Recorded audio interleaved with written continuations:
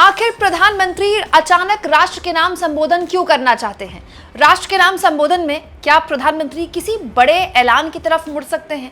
क्या देश में कुछ बड़ा फैसला लिया जा सकता है? सोशल मीडिया में यह भी चर्चा शुरू हो गई है दोस्तों कि क्या प्रधानमंत्री इस्तीफे का ऐलान कर सकते हैं? प्रधानमंत्री जो इस वक्त कई तरह के राजनीतिक आप कह सकते हैं कि सवालों के घेरे में है, अचानक से ये खबर आई कि प्रधानमंत्री नरेंद्र मोदी आज शाम 5 बजे राष्ट्र को संबोधन दे सकते हैं। दोस्तों, मोदी जब भी राष्ट्र को संबोधित करते हैं, कोई ना कोई ऐसी खबर लेकर आती है जो कौतूहल पैदा कर देती है, पूरा एक कह सकते हैं नैरेटिव चेंज कर देती है। सबसे पहला राष्ट्र का संबोधन जब मोदी ने दिया था पीएम बनने के बाद 2014 के बाद, वो था नोटबंदी का फैसला। वो तो एक ऐसा फैसला था जिसने पूरे के पूरे देश की दशा और दिशा बदल कर रख दी। कई दिन तक लोग लाइनों में खड़े हो गए। उसके बाद राष्ट्र के नाम संबोधन में कई बार मोदी ने ऐसे फैसले लिए जिसमें कोविड लॉकडाउन भी था, जिसने बहुत बड़ी आबादी को प्रभावित किया। लेकिन अचानक से अब मोदी राष्ट्र के नाम संबोधन देने क्यों आ रहे हैं? क्या मोदी स्वीकार कर रहे हैं कि राजनीतिक तौर पर वो इस वक्त बहुत बुरी स्थिति में है?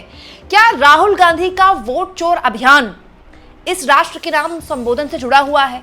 वोट चोर अभियान जिस तरह से राहुल गांधी का आगे बढ़ रहा है, क्या राजनीतिक तौर पर मोदी इसको एक चुनौती महसूस कर रहे हैं? क्या इस पर प्रधानमंत्री कुछ बोल सकते हैं? जल्दी जल्दी आपके सामने मैं रख देती हूँ दोस्तों।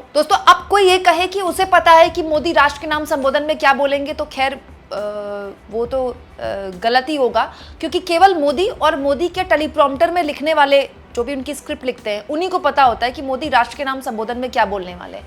लेकिन आप ये तय मानिए दोस्तों कि मोदी का राष्ट्र के नाम संबोधन जो भी होगा वो ऑलरेडी रिकॉर्ड हो रहा होगा या फिर एडिट हो रहा होगा, क्योंकि वो लाइव नहीं होता है, वो रिकॉर्ड करके चंक जो है वो सीधे लाइव चलाया जाता है। बट पॉइंट ये कि वो राष्ट्र के नाम संबोधन क्या होगा। बहुत सी चीज़ें हैं दोस्तों जो हाल के दिनों में हुई हैं, जैसे कल से देश में जीएसटी की दरें लागू हो रही हैं और जीएसटी को लेकर देश में भारत सरकार एक माहौल बनाना चाहती है।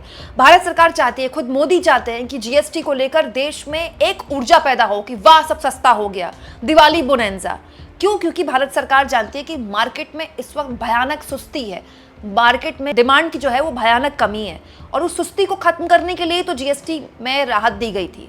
ये सरकार जानती है कि जीएसटी के नाम पर इस देश के सबसे गरीब लोगों से कितना पैसा वसूला गया, कितना जबरदस्त मतलब अत्याचार इस देश के गरीब लोगों के साथ किया गया, उनके साथ दूध दही घी, यहाँ तक कि बच्चों के मैप में तक से उनसे जीएसटी वसूली गई। और अब जब इस सरकार को ये बात समझ में आई, तो 8 साल बाद जब जीएसटी में राहत दी गई, तो इसको एक रिफॉर्म की तरह पेश किया सरकार ने। लेकिन दोस्तों, रिफॉर्म की तरह कितना भी पेश कर ले सरकार, लेकिन सरकार इस बात को लेकर डरी हुई है कि क्या उतना सेलिब्रेशन, उतना जश्न का माहौल सड़कों पर बाजारों में दिखाई देगा। नवरात्र का दोस्तों दिन भी शुरू हो रहे हैं, और हमारे देश में नवरात्र से आप कह सकते हैं दिवाली का जो पूरा शॉपिंग फेस्टिवल होता है वो शुरू हो जाता है। नवरात्र के बाद आप दिवाली के मूड में आ जाते हैं, घर में दिवाली की साफ सफाई शुरू हो जाती है, लोग दिवाली के लिए अपने घर की पुताई वगैरह करनी शुरू कर देते हैं। तो नवरात्र से जो है एक तरह से मार्केट तैयार हो जाती है नए ग्राहकों के लिए। तो ये बहुत संभव है कि जीएसटी को लेकर मोदी पुश कर रहे हों देश की जनता को कि जाइए बाहर सामान खरीदे, क्योंकि दोस्तों अर्थव्यवस्था का पहिया इस वक्त एक सुस्ती देख रहा है। मार्केट में डिमांड नहीं है, सप्लाई बहुत ज़्यादा है। तो जाहिर तौर पर मोदी चाहेंगे कि लोगों को बताया जाए कि देखिए उनकी सरकार उनको कितनी बड़ी राहत दे रही है, जाइए आप मार्केट में निकलिए, सप्लाई चेन को बढ़ावा दीजिए। दोस्तों, इसके अलावा दूसरी बात जो अपने राष्ट्र के नाम संबोधन में मोदी बोल सकते हैं वो ये है आत्मनिर्भर भारत। मोदी हर रैली में यही बात बोल रहे हैं। अंतर्राष्ट्रीय लेवल पर ट्रंप ने जिस तरह से भारत सरकार और भारत पर जिस तरह के वो अटैक कर रहे हैं, कभी वो 50% टैरिफ लगा चुके हैं H1B वीज़ा पर, उन्होंने फीस इतनी भयानक तरीके से बढ़ा दी है, $1 लाख यानी कि 88 लाख और अप्रॉक्स 90 लाख आप मान लीजिए। तो ये एक ऐसी चीज़ें हैं जो अंतर्राष्ट्रीय स्तर पर भी भारत के बाजार को सीधा सीधा प्रभावित करेगी।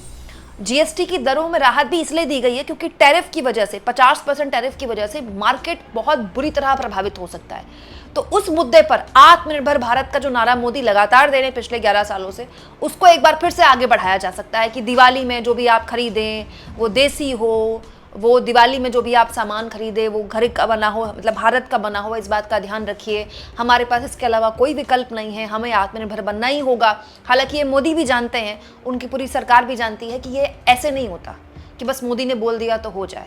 जो सामान हम बाहर से मंगा रहे हैं, जो कि बहुत बहुतायत में मंगा रहे हैं, चीन से मंगा रहे हैं, उसको यहाँ फिर से बनाने में पूरा दशक खर्च होगा। करीब दोस्तों 25 से 30 साल का वक्त लगा है चीन को दुनिया की सबसे बड़ी फैक्ट्री बनने में। तो एक पूरा सप्लाई चेन, एक पूरी डिमांड चेन, एक पूरा मैन्युफैक्चरिंग, पूरा एक तंत्र आपको तैयार करना पड़ेगा जिसमें वक्त लगता है। लेकिन मोदी अपने लेवल पर एक राष्ट्र के नाम संबोधन में उसको आगे बढ़ा सकते हैं। तीसरा दोस्तों, वोट चोर अभियान। इसमें कोई दो राय नहीं है कि अंतर्राष्ट्रीय के साथ साथ जो नेशनल पॉलिटिक्स है इसमें बहुत बुरी तरह से घिरे हुए हैं। संसद में पहली बार उनकी मौजूदगी में वोट चोर के नारे लगे। लगातार राहुल गांधी वोट चोर अभियान को लेकर अटैकिंग है और राहुल गांधी ने अब ये साफ कर दिया कि 2 प्रेस कॉन्फ्रेंस उनकी हो चुकी है। तीसरी वाली जो होने वाली है वो सबसे बड़ा हाइड्रोजन बम होगा और उस हाइड्रोजन बम के बाद मोदी का जो पूरा का पूरा उनकी जो साख है, उनकी जो जीत है, उस पर बट्टा लग जाएगा, ब्लैक और व्हाइट हो जाएगा। ये राहुल गांधी कह चुके हैं, बार बार कह रहे हैं वो, और ये कह चुके हैं कि तीसरी प्रेस कॉन्फ्रेंस जो होगी उसके बाद कोई शक व शुबाब किसी के मन में नहीं रहेगा, सब कुछ बिल्कुल ब्लैक एंड व्हाइट क्लियर हो जाएगा। क्या उसे लेकर राहुल गांधी के सवाल है, जिसके बाद उनकी विश्वसनीयता, मोदी की विश्वसनीयता राजनीतिक तौर पर उनकी साख पर जाहिर तौर पर प्रभावित तो वो हुए ही हैं, उसको लेकर कोई बात बोली जा सकती है। इस पर लगातार जाहिर तौर पर हमारी नज़र रहेगी। लेकिन आप तय मानिए कि इन्हीं मुद्दों पर बात होगी। जो लोग ये कह रहे हैं कि मोदी को इस्तीफा देने वाले हैं राष्ट्र के नाम संबोधन में, मोदी अपनी सरकार से अपने आप को अलग करने वाले हैं, तो ऐसा नहीं होने वाला। दोस्तों, हमारे देश में तो चपरासी की नौकरी भी अगर किसी की लगती है सरकारी, तो वो इस्तीफा नहीं देता। तो फिर प्रधानमंत्री के पद में तो इस्तीफा देने का सवाल ही पैदा नहीं होता। हाँ, हालात ऐसे बन जाएं, कुछ ऐसा दबाव संघ की तरफ से, पार्टी की तरफ से आ जाए, या फिर कोई ऐसा खुलासा ही हो जाए, वो अलग बात है। लेकिन फिलहाल तो आप मानकर चलिए कि राष्ट्र के नाम संबोधन में हो सकता है कि इन्हीं में से कोई एक बात हो। हालांकि ये भी बात सही है दोस्तों कि राजनीतिक तौर पर जब भी मोदी किसी सवाल पे फंसते हैं तो वो कोई एक ऐसी बात बोल देते हैं, कोई ऐसा फैसला ले लिया जाता है जिससे सारा विमर्श, सारी बहस, सारी चर्चा उधर मुड़ जाए। तो क्या ऐसा कोई फैसला लिया जा सकता है जिससे जो अभी उन पर सवाल उठ रहे हैं अंतर्राष्ट्रीय लेवल पर, विदेश नीति के नाम पर या फिर राष्ट्रीय स्तर पर, वो सब छोड़ छाड़ के सारे लोग उसी पर बहस करना शुरू हो जाए? ये भी हो सकता है। दोस्तों, ये बात भी सच है कि शाम को 5 बजे मोदी के राष्ट्र के नाम संबोधन का टाइम नहीं है। जब भी वो मोस्टली इन्होंने राष्ट्र के नाम संबोधन में कोई बड़ी बात बोली है वो रात को 8 बजे ही होता है। नोटबंदी वाला भी रात को 8 बजे हुआ था, कोविड लॉकडाउन वाला भी रात को 8 बजे हुआ था, और ऑपरेशन सिंदूर के बाद जब मोदी ने राष्ट्र के नाम संबोधन दिया था वो भी रात 8 बजे हुआ था। तो ये 8 बजे चेंज करके शाम 5 बजे रखा गया है। अच्छा, दिलचस्प ये भी है दोस्तों कि ये दिन संडे का चुना गया है। संडे को शाम 5 बजे मोस्टली लोग घर पे होते हैं। संडे को फिर शाम को 8 बजे 7 बजे लोग अपने परिवार के साथ बाहर खाने जाते हैं, कुछ खरीदारी करने जाते हैं, क्योंकि अगले दिन फिर काम है, मंडे को फिर ऑफिस जाना है। तो ये बड़ा सोच समझकर दिन चुना गया है कि संडे का दिन, छुट्टी का दिन, जब परिवार वाले घर पर हों, और शाम को 5 बजे जब घर से बाहर ना निकलें। अब देखना दिलचस्प होगा कि दोस्तों कि इसमें कोई बड़ा फैसला होता है या फिर पुराने जीएसटी के फैसले पर ही आगे मोदी एक बड़ा पुश करते हैं कि देखिए भारत सरकार आपको चाह रही है कि आप सड़क पर उतरें, मार्केट पे जाएं, खरीदारी करें, अब आप भी इकोनॉमी का पहिया चलाई है। लेकिन दोस्तों, इसमें मोदी को ये बात समझनी होगी और वो समझते भी होंगे कि बस सरकार के जीएसटी में राहत दे देने से लोग मार्केट में नहीं निकलेंगे। रोड मार्केट में लोग इसलिए नहीं निकल रहे हैं, खरीदारी इसलिए नहीं कर रहे हैं क्योंकि उनके जेब में जो पैसा है वो उसको बचाना चाहते हैं, क्योंकि उनको डर है कि जो नौकरी वो कर रहे हैं वो बचेगी कि नहीं बचेगी, जो सैलरी उनके पास है वो बढ़ेगी कि नहीं बढ़ेगी। वो जब एक बायर के पास, एक ग्राहक के पास ये डर आ जाता है ना, तब वो अपना जो खरीद होता है उसको मुलतवी करता है। गाड़ी लेनी है, छोड़ो अगले साल ले लेंगे। घर बुक कराना है, घर या फिर घर में कोई काम कराना है, छोड़ो इस साल बहुत खर्चा हो गया, इस साल नौकरी का कुछ अता पता नहीं है, अगले साल देखेंगे।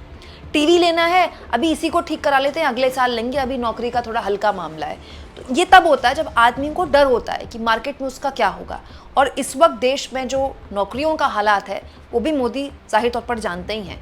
अब ऐसे हालात में एक पॉजिटिव तस्वीर दिखाने की कोशिश की जा सकती है कि देखिए भारत सरकार आपको एक राहत दे रही है, अब आपकी जिम्मेदारी है कि आप सड़कों पर उतरें और खरीदारी करें। आप इस मुद्दे पर क्या सोचते हैं दोस्तों? वो कौन सी चीज़ है जिस पर आज राष्ट्र के नाम संबोधन पर बात हो सकती है? कमेंट बॉक्स में ज़रूर लिखें और जितना हो सके चैनल को शेयर भी करें, सब्सक्राइब भी करें और थैंक्स और ज्वाइन के ऑप्शन से अगर आप चाहें दोस्तों तो आर्थिक मदद भी चैनल की ज़रूर करें।